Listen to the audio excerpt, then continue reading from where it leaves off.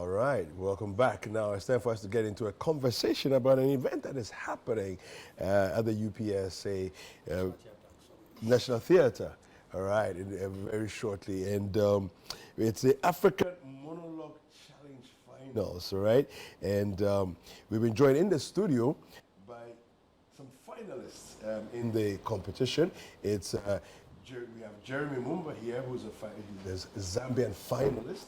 We also have Stacy Waweru, who is a Kenyan finalist. And then we have the executive director of the African Chamber of Content Producers, Benjamin Jumo Doyen. Gentlemen and lady, you are welcome. Thank you. All right. Okay, so let me start with you, Benjamin.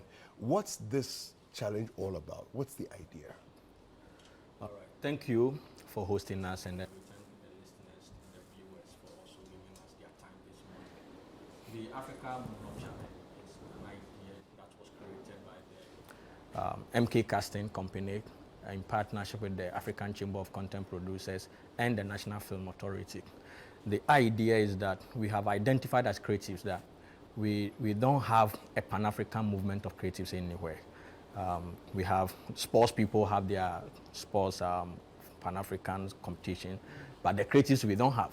But when you talk about branding, it is the creatives that they are in charge of branding in terms of product, in terms of anything. And as a continent, if we want to brand the image of the continent, we need individuals, we need people who will tell our stories. There is a saying that until the lions learn to tell their stories, the tales of the hunt will always favor the hunter. Yeah. And Africa has always been sitting back for other people to tell our stories. Yeah. And they will not tell your story to favor you. They will not tell your story to paint you in a very positive light. And I can't proverb is, you see the ocean wasano,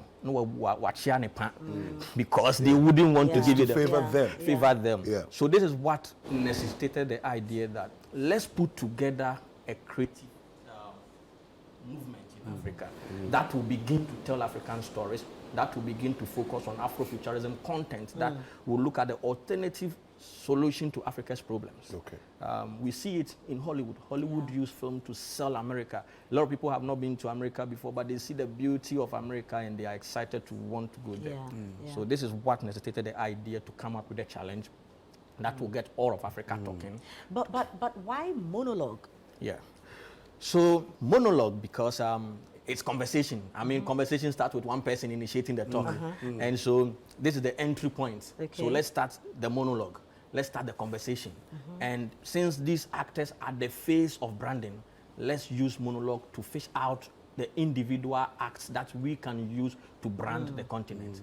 And that is why we started with monologue. So what were you looking for? So in terms of people, the actors who were coming in, what did you look out for? How did you arrive at getting your finalists? So when we opened the entry, we were looking for people who are articulate, people who are actors, people who can act, who can represent a brand. And so when we put the open nomination out there, that was last year, we had about 500 plus monologues from all over the world. And it did not matter if you were an existing actor, you were a newbie, it didn't matter? It didn't matter. Okay. So far as you have the voice, you can articulate, that was what we were looking for. But then the qualification was that you must be an African. Whether you are in the diaspora, whether you are in China, wherever you are, you must be an African. That was the qualification. And we had 500 entries. And we have 9 judges from also all over the world, from Germany, UK, US, Ghana, Kenya, Nigeria. So we put together a team of expert judges that as these monologue competitors were putting in their monologues, they were giving marks, measuring, judges had their requirement for looking out for the best monologues. So when we shortlisted to first 50, that is when the main competition began. I mean, we've been on them, they will tell you, every 2 weeks they were sending monologues online, monologues after monologue. We give them a theme, sometimes on maybe an African issue, create a monologue around this situation. Okay. And then they will create their monologues. So how many finalists do we have? Currently, we have 10 finalists. Okay. But we have a wild card finalist, so we have 11 finalists now. Okay. Okay. Yes. All right. Jeremy, on the spot, give us for you, because what Benjamin was saying, There are several monologues you sent through. Yep. What's your favorite? I think my favorite was the first one I sent. Give it to us. I give it to you. Yeah. Give us a minute. Do I even remember it though? Give us a minute. I'm trying to think first. Which one did I do the first one? Okay. Okay, I remember it now. I'm getting to remember it. Okay, can you give me a moment? What's your Yeah. That is my first. Yeah, that was the first. So let's hear it. Yeah. Let's hear it and let's see how you got to this point. Okay. So let's take a look at. No, before we take a look at it, okay. right? Okay. Benjamin just said that they will give you guys themes to work with and all. So, but you and Stacy, just think about the rains this morning, you know, and how rains can cause havoc, flooding and stuff like that in Africa. When we come back, you will give us your own monologues, you know. Yeah. Take this as the pre-final, you know. Yeah. So we'll now go and take a look at your videos, and then we'll come back. A young thief beaten after be called my young brother raped my wife in front of me. They pointed a gun to my head and made me watch the entire act. I could see the pain inside my wife's eyes as she looked dead in my eyes as she was taken advantage of. She did not say a word, but I could feel her say, "It's going to be fine." Where was God when all this was happening? Tell me, Pastor, where was your God? In Texas, they lynch African Americans. My friends and I once saw a man strung up by his neck and set on fire. We drove past a lynch mob, faces pressed against the floorboards. I looked at my teammates' faces and saw the fear in their eyes. And worse, the shame. What did this man do that he deserved to be hung in the middle of the forest without trial? Was he a murderer? A thief? Or just a black man? We can't just choose which laws to obey and which to ignore. If we could, I'd never stop for a red light. My father is one of those men who stands between us and chaos. A police officer. I remember the day his partner, his best friend, was gunned down in the line of duty. And I especially remember the look on my dad's face. Nothing that erodes the rule of law can be moral, no matter what name we give it. Aww. Wow. That's you know, Jeremy sounded and looked like some Capone in some But you in know, some movie. no, but you know what I felt with Jeremy's, and I have you know different emotions towards the different monologues. But what I felt with Jeremy's was someone who had been through a deep traumatic experience, watching helplessly as the person he loves is violated and he can't do anything about it. Yeah. And the emotion of that came through. I mean, for me, as I was like, you know, I turned to you and I said, look, I can feel that, you know. And for me, that's the power of it. Now, with Stacy, you are expressing yours. So Jeremy was almost no blinking, almost emotionless, but through his voice, he's transmitting everything. Yes. But with Stacy, you can see the expression and the emotion of pain and, you know, incredulity. It's like, what is this that's going on? And it's like, we are helpless. We can't even do anything about it. Yeah. We just... Yeah, but Stacey, let me find out from you. I kind of appreciate, you know, monologues can be very, very challenging because having to talk all alone and make it make sense to us is very easy when it's a dialogue, you know. When you have to talk, somebody responds, it's easy. How was it, trying to put all these together, trying to be the only one to do the talking, to act, and let us understand and get exactly what you're trying to say? Okay, so first I had to do a lot of like putting myself into the situation because it was just me. I was recording myself actually. So because like usually when someone watches me, I'm like, like I want to just be by myself Yeah. so that everything can come out how I want it to. So I would just like sit down and just feel everything first, like get into character, just like ask myself questions like how would this person react, how would this person feel, what are the expressions I should make, and then I just go into it with everything I got. Wow. Yeah. And it came out so perfectly. Thank now, you. Jeremy, how was it like for you? You've been given the theme, you have to understand, you have to pick a character and break it down and then express yourself. Well, I wouldn't say. I wanted to say that I wanted to use the word easy, but Okay. it was easy at first until it started getting a little bit like too hard because we have to do monologues after 2 weeks. And so for me, I come from stage. I do Okay. stage acting. I'm a thespian. Then monologue should be easy for you. Yes, to some extent, because sometimes you actually exhaust everything that you have and Yes. you run out of ideas. So and also I'm a poet. So you Okay. have to differentiate between poetry and monologue because Yeah. most of the times if I'm watching monologues from people, I actually see poetry in there and I'm like, no, this is not a monologue. This is actually reciting a poem. Yeah. So the differentiating between poetry and monologue is kind of hard as well. And like he said, I even wanted to ask, like, was he one of the judges? Because the way you were actually explaining everything and Maybe you can be a guest You judge. should, you should, that yes. is exactly how I was. Like that's exactly how I was feeling when I was doing that. That's that person who was there, not me. That was a different person. Yeah. That's exactly what he was feeling when he was saying that. He was traumatic. He saw everything that was happening, and it's like you can't do anything. And now it's just stuck with you. You can't even cry about it. You Yeah. can't. You just want to talk about it, and it doesn't make you feel any less better even if you talk about it. Yeah. So pretty much that. So I would say it was kind of easy and hard as we were progressing. But how does it feel like being one of the top 10 Finalists. finalists?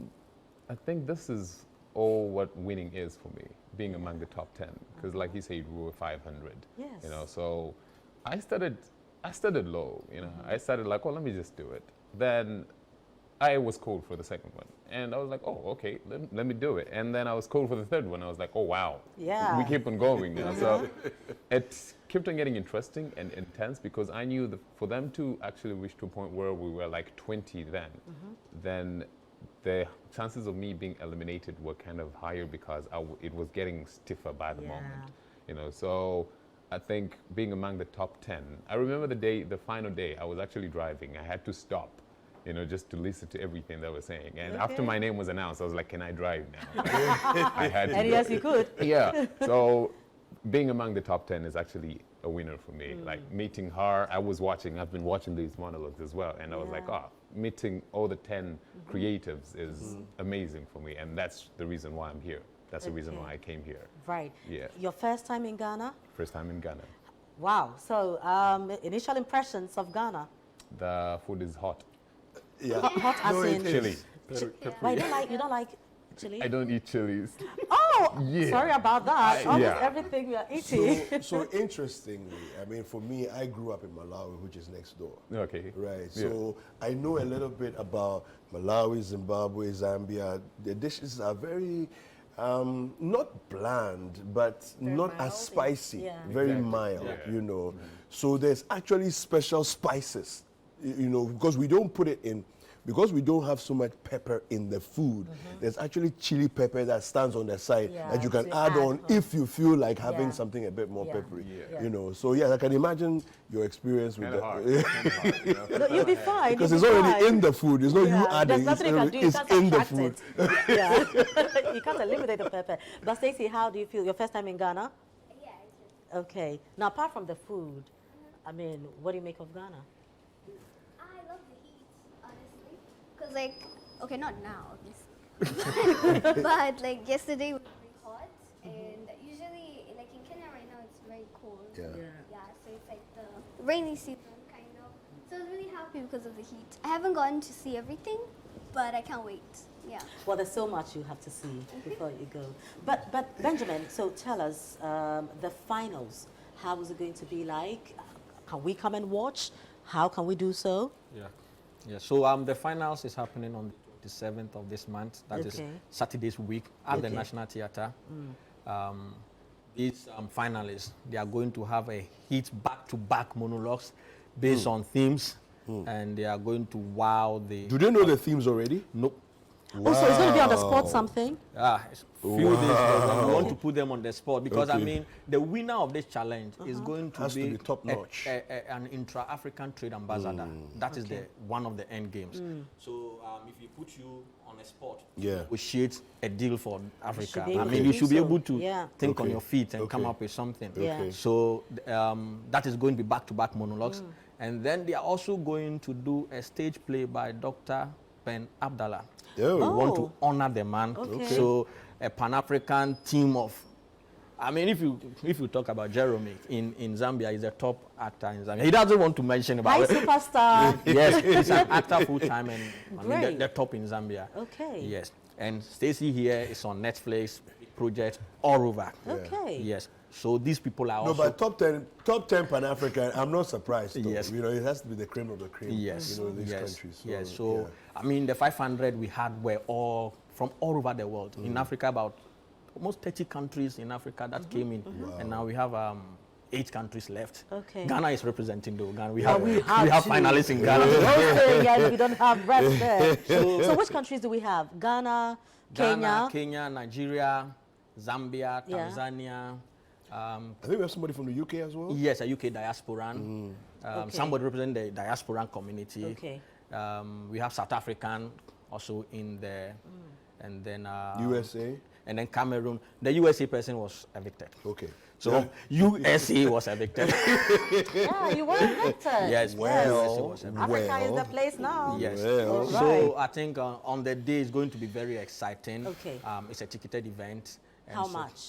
The tickets are 100 Ghana cedis. Where can we find the tickets? The tickets are available. I mean, we are in talks with the media, various media outlets, so we will leave some tickets for some of the media Okay. outlets, and then at NFA, National Film Authority office, you can get it, and then you can get at MK Casting office as well. So Okay. over the week, we'll be announcing where the tickets can also be acquired. But can we know your website or social media handles just so we can carry on with the AfricaMonologue.com, yes. Okay, Monologue.com. AfricanMonologue.com.